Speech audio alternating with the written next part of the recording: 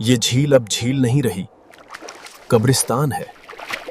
ये कहानी सिंध के एक छोटे से गांव की है जो मंछर झील के किनारे आबाद था। कभी ये झील मीठे पानी से भरी होती थी और यहाँ के लोग बहुत खुशहाल थे, लेकिन अब फैक्ट्रियों और नालों के गंदे पानी ने इस झील को जहर बना दिया था। उसी झील के किनारे मूसा नाम का एक गरीब मछेरा अपनी बीवी हाजरा और 10 साला बेटी ज़ैनब के साथ रहता था। मूसा की कश्ती ही उसका घर थी। गुर्बत का ये आलम था कि कई कई दिन उनके घर चूल्हा नहीं जलता था। झील का पानी जहरीला होने की वजह से मछलियां खत्म हो रही थीं और जो पानी वो पीते थे उससे बीमारियां फैल रही थीं। यही पानी इसे और बीमार कर रहा है। मूसा की बेटी ज़ैनब बहुत बीमार थी। उसे तेज बुखार था और वो कश्ती के कोने में पड़ी कांपती रहती। मूसा के पास उसके इलाज के लिए पैसे नहीं थे। उस पर गांव के एक अमीर ठेकेदार सेठ गफ्फार का बहुत सारा कर्जा भी था जो उसने अपनी कश्ती ठीक करवाने के लिए लिया था। कर्ज वक्त पर देना, बहाने नहीं चले गए।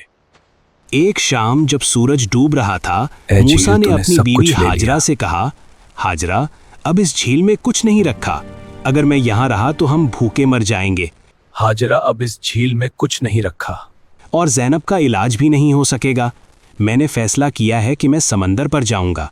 वहाँ बलोचिस्तान के साहिल पर बड़ी मछलियाँ मिलती हैं। सुना है वहाँ बहुत कमाई है। अल्लाह कोई रास्ता दिखा देगा। हाजरा डर गई। उसने कहा, मूसा, समंदर बहुत खतरनाक होता है। मूसा, समंदर बहुत खतरनाक होता है। हम झील के लोग हैं, वहाँ की ऊंची लहरें तुम्हें निगल लेंगी। मूसा ने गमगीन नजरों से अपनी बीमार बेटी को देखा और कहा, यहाँ रुकना भी मौत है।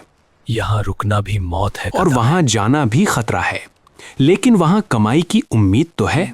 मैं 3 महीने में इतना कमा लूंगा कि सारा कर्जा उतर जाएगा और ज़ैनब का इलाज भी हो जाएगा। अगली सुबह मूसा ने सफर की तैयारी की। हाजरा ने अपनी एक छोटी सी चांदी की अंगूठी बेचकर उसे किराए के पैसे दिए। बस यही है मेरे पास। मूसा ने अपनी बेटी के माथे को चूमा और वादा किया कि वो वापसी पर उसके लिए सुर्ख रंग का जोड़ा और खिलौने लाएगा। वापस आऊंगा तो तुम्हारे लिए सुर्ख जोड़ा लाऊंगा। खिलौने भी? हाँ। मूसा बस में बैठकर सिंध से बलोचिस्तान के शहर पसनी पहुंच गया। अल्लाह तुम्हें अपनी अमान में रखे। ये बलोचिस्तान शुरू हो गया है। वहां का मंजर बिल्कुल अलग था। हर तरफ रेत और बड़े बड़े पहाड़ थे। समंदर का शोर ऐसा था जैसे शेर धाड़ रहा हो। ये समंदर शेर है भाई। वहां उसे एक बड़ी कश्ती पर मजदूरी मिल गई। उस कश्ती का कप्तान अब्दुल्ला था जो समंदर का बहुत पुराना खिलाड़ी था। काम सख्त है मगर मजदूरी पूरी मिलेगी। कप्तान अब्दुल्ला ने मूसा को बताया कि वो लोग अस्तोला जजीरे की तरफ जा रहे हैं। हम अस्तोला जजीरे की तरफ जा रहे हैं। ये एक बहुत पुराना और सुनसान जजीरा था जिसे लोग 7 पहाड़ियों वाला जजीरा भी कहते थे। वहां का रास्ता बहुत कठिन था, लेकिन वहीं सबसे महंगी मछलियां मिलती थीं। जब कश्ती गहरे समंदर में पहुंची तो मूसा की तबीयत खराब होने लगी। समंदर की लहरें कश्ती को कभी ऊपर ले जाती और कभी नीचे, लेकिन मूसा ने हिम्मत नहीं हारी। वो दिन रात भारी जाल खींचता। उसके हाथ रस्सियों से छिल गए, लेकिन जब भी वो थकता उसे अपनी बेटी का मासूम चेहरा याद आ जाता। ये सब तुम्हारे लिए है ज़ैनब। पहले 2 दिन उनकी किस्मत बहुत अच्छी रही। उन्होंने बहुत सारी कीमती मछलियां पकड़ी। कश्ती का फर्श मछलियों से भर गया। मूसा बहुत खुश था। वो दिल ही दिल में हिसाब लगा रहा था कि उसके हिस्से में कितने पैसे आएंगे। उसे लग रहा था कि अब उसके दुखों के दिन खत्म होने वाले हैं। लेकिन तीसरी रात समुंदर का मिजाज बदल गया। अचानक हवा रुक गई और फिर एक खौफनाक तूफान आ गया। काली सियाह लहरें पहाड़ों की तरह उठने लगीं। कश्ती किसी खिलौने की तरह हिचकोले खाने लगी। तेज हवा की आवाज ऐसी थी जैसे कोई चीख रहा हो। कप्तान अब्दुल्ला चिल्लाया, जाल काट दो। अगर जाल न काटा तो वजन की वजह से कश्ती डूब जाएगी। जाल काट दो वरना कश्ती डूब जाएगी। मूसा के पैरों तले से जमीन निकल गई। उस जाल में उसकी बेटी की जिंदगी थी। उसमें उसकी मेहनत की कमाई थी। वो रोते हुए बोला, नहीं कप्तान, मत काटो, हम उसे बचा लेंगे। लेकिन मौत सामने खड़ी थी। जान बचाने के लिए उन्हें जाल काटना पड़ा। मूसा ने अपने हाथों से वो रस्सी काटी और अपनी सारी उम्मीदों को समंदर में बहते हुए देखा। तूफान ने उनकी कश्ती को तोड़ फोड़ दिया और उन्हें धकेलकर इस्तोला जजीरे के पथरीले साहिल पर फेंक दिया।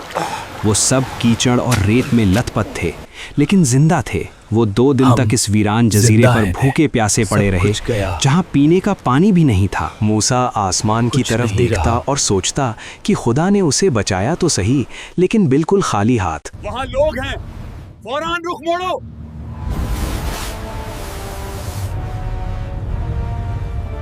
तीसरे दिन नेवी की एक कश्ती ने उन्हें देखा और बचाकर वापस किनारे पर पहुंचाया। मूसा जब वापस अपने गांव मंछर झील पहुंचा तो वो बिल्कुल खाली हाथ था। उसकी जेब में 1 रुपया भी नहीं था। वो सोच रहा था कि हाजरा को क्या मुंह दिखाएगा, वो ज़ैनब का इलाज कैसे करवाएगा। डरते डरते वो अपनी किश्ती यानी घर में दाखिल हुआ। हाजरा एक कोने में खामोश बैठी थी।